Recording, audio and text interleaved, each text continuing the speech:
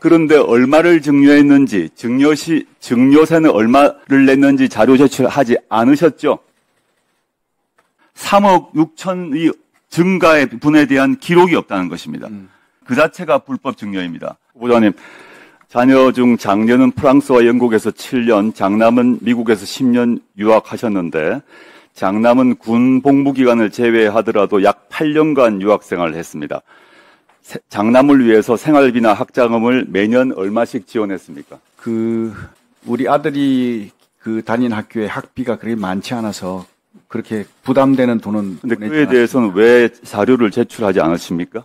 네, 그거는 아들이 지금 출가한 상태라 가지고, 나름대로 가정을 꾸리고 있는 사람이기 때문에 지켜야 될. 후보자께서는 전역 후에도 장남에게 학자금이나 생활비를 매년 얼마씩 지원하셨습니까? 그렇게 많은 액수는 아니었다고. 지원하신 거는 맞죠? 근데 얼마씩 지원하신 밝히지 않으시고 있는 거죠? 자, 학비 말씀하시죠? 네. 네네. 네. 후보자께서 공직생활 하면서 신고한 재산 내역을 보았습니다. 네. 근데 유학생활 중에 장남의 재산은 큰 변동이 없었고, 그렇다면 후보자의 지원이 있었을 걸로 보입니다. 8년 동안. 그런데 후보자께서 2018년에 장녀에게 홍은동 모 아파트 매입 자금을 증여했고 증여세 납부하셨죠? 네, 맞습니다. 그런데 얼마를 증여했는지, 증여세는 얼마를 냈는지 자료 제출하지 않으셨죠? 않으셨습니다. 네. 왜 하지 않으셨습니까? 이 증여와 증여세는 공식적 기록인데 본인 동의만 있으면 증여 액수와 증여세 액수도 우리가 알 수 있는데 왜 하지 않으셨습니까? 그 부분은 다 공개가 돼 있을 텐데 자료 제공이 어이는게 안 됐다는 게 제가 이해가 안 가는데 확인해서 다시 제가 보내드리도록 하겠습니다. 네, 좋습니다. 9천만 원 증여에 대한 증여액을 세금을 낸 걸로 기억하고 있습니다. 알겠습니다. 네. 2017년 11월에 전역하실 때 신고한 후보자와 배우자 재산은 6억 6천. 근데 2022년 5월에 후보자와 배우자가 신고한 재산은 14억 3천입니다.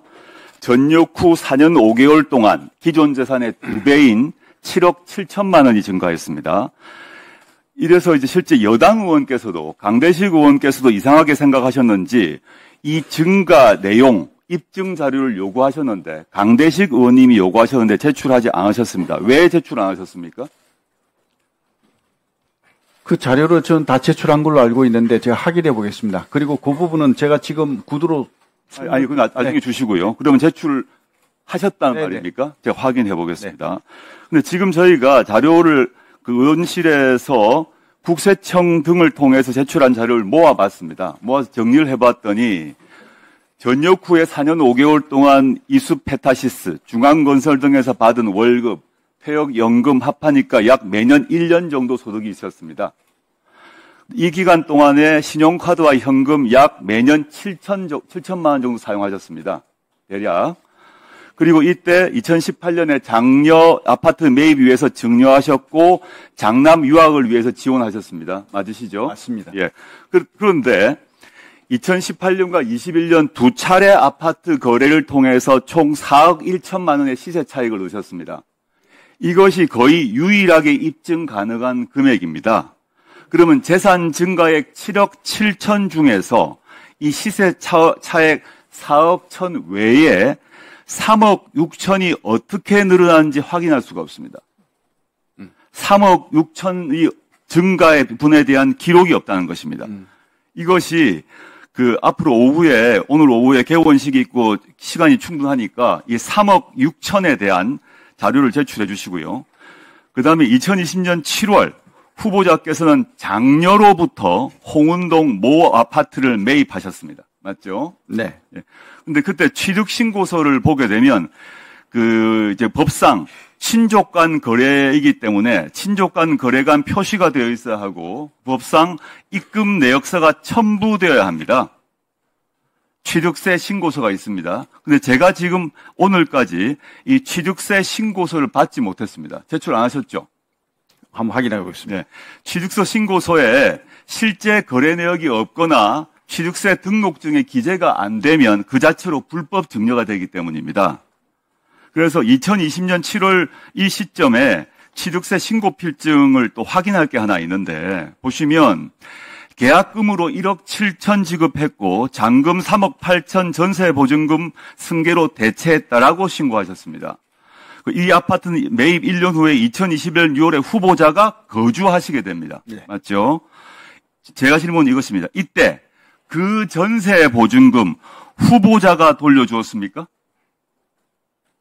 전세를 끼고 그 샀다가 나중에 그걸 바로 그 아파트에 사셨는데 그 전세 보증금 후보자가 돌려줬습니까? 아니면 장녀나 사위가 돌려줬습니까? 매우 중요한 문제입니다. 네, 그거는 이제 그 모녀 간에 그 이사하는 과정에서 주택을 매입하고 이사하는 과정에서 금전 거래가 있었는 걸로 알고 있습니다. 그런데 네. 그 금전 거래를 세무서에서 그 국세청에서 어떤 조사하는 과정에서 이건 정려로 볼 수 있다. 그런 어떤 판단이 있었기에 그러면 거기에 대한 세금을 무는 게 맞다. 그래서 세금을 그 부분에 대한 전세 보증금 승계 대체 관련해서 후보자가 돌려준 거는 맞죠. 후보자가 그 해당 액수만큼을 돌려준 거죠. 본인이 돌려주신 건 맞죠? 예, 그렇습니다. 본인이 돌려주신 거죠. 예. 장녀나 사위가 돌려주신 건 아닙니까? 그건 아닌 걸로 알고 있습니다. 그럼 그 비용 출처는 어디입니까? 본인이 돌려줬다는 그 자금 출처가 무엇입니까? 아까 그거는 앞에 질문과 마찬가지입니다. 지금 그 3억 6천 정도의 차이가 있고 입증되지 않은 3억 6천 차이가 있는데 그와 별도로 여기서 전세 보증금도 후보자가 돌려주셨다고 지금 답하셨기 때문에 그 전세 보증금의 출처가 어디입니까? 만약에 그 후보자가 전세 보증금을 돌려주지 않고 다른 사람, 예를 들어 사위가 지금 카카오 게임즈의 뭐 자회사의 유력한 그 사람이고 상당한 재산이 많다고 알고 있는데 이것이 본인이 안 돌려주고 다른 데서 왔다면 그 자체가 불법 증여입니다. 이 두 가지 점 오후까지 반드시 제출해 주시길 바랍니다. 네. 시간이 다 됐네요. 답변 드릴까요? 네. 그거 관련해서는 이제 그 자금 내역이 제가 전역을 하면서 퇴직금도 있었고요. 그리고 퇴직금 플러스 해가지고 군인공제가 이제 저희 끝났기 때문에 그 자금을 이제 받았습니다. 그래서 그런 자금들이 다 거기에 이제 포함이 된다고 저는 생각합니다. 여러분들은 지금까지 이런 이슈들을 보게 되면 어떤 생각이 드셨나요? 제가 항상 여러분들께 뉴스만 평소에 잘 챙겨보셔도 돈이 된다. 돈을 벌 수 있다고 말씀을 드렸는데요. 그 이유는 제가 지난 5월 초에 여러분들께 뭐라고 말씀을 드렸죠? 지금은 정부가 주목하고 있는 K푸드에 관심을 가져야 한다. 뉴스만 보고 끝내지 마시고 투자 쪽으로 한번 생각해 보셔야 한다. 라고 말씀을 드렸습니다. 그리고 나서 이런 썸네일들을 뉴스를 통해서 많이 보셨을 텐데요. 이렇게 정부가 정책으로 밀어주는 산업이 이슈가 됐을 때 정보에 민감한 부자들은 어떻게 생각할까요? K푸드 관련주는 뭐가 있는지, 어떤 종목이 나에게 돈을 벌어다 줄 수 있는지를 생각한다고 말씀을 드렸죠? 그 이유가 뭐냐 하면 부자들이 봤을 때는 이슈가 곧 돈으로 이어지고 이런 이슈들이 돈을 벌어준다는 경험적 확신이 있기 때문에 부자들은 항상 이런 사회적 이슈들을 관심 있게 챙겨본다고 말씀을 드렸습니다. 실제로 제가 지난번에 시청자분들과 함께하는 주식으로 수익 내기 이벤트를 진행했었는데요. 당연히 100% 무료로 진행했고 여기 보시면 저한테 구독이라고 문자 남겨주신 모든 시청자분들께 이렇게 K푸드 관련주 중에 가장 급등할 확률이 높은 한성기업 딱 한 종목을 여러분들에게 추천을 드렸어요. 그러면서 여기 나와 있는 대로 정확하게 얼마에 사야 하는지 그리고 어느 정도 올랐을 때 팔아야 하는지 이런 부분들까지 자세하게 알려드렸었는데 결과가 어떻게 되었죠? 오른쪽을 보시면 아시겠지만 제가 5월 2일에 문자로 이 한성기업을 소개해드리고 나서 주가가 이렇게 2배 넘게 급등이 나왔다. 그래서 당시에도 굉장히 많은 분들이 제가 드린 한성기업으로 수익을 내셨을 텐데요. 다시 한번 축하드린다고 말씀을 드리고 이번에도 마찬가지입니다. 최근에 정부가 집중적으로 밀고 있는 산업이 해외 건설 시장이고 그 중에서도 K신도시에 대한 관심도가 계속해서 높아지고 있기 때문에 관련 종목들이 부각받을 수밖에 없다. 그 중에서도 정부가 가장 핵심적으로 밀어줄 것으로 예상되는 K신도시 대장주 한 종목에 돈이 몰릴 것이다. 당연히 우리가 이쪽으로 생각해야 한다는 겁니다. 그래서 이번에도 지난번과 똑같이 저에게 신청이라고 문자 보내주시면 정부가 강력하게 추진할 것으로 예상되는 K신도시 정책주 중에 앞으로 대장주 역할을 하면서 주가가 가장 크게 급등할 한 종목을 구독자분들에게 문자로 종목명과 사고 파는 시점을 모두 알려드리겠습니다.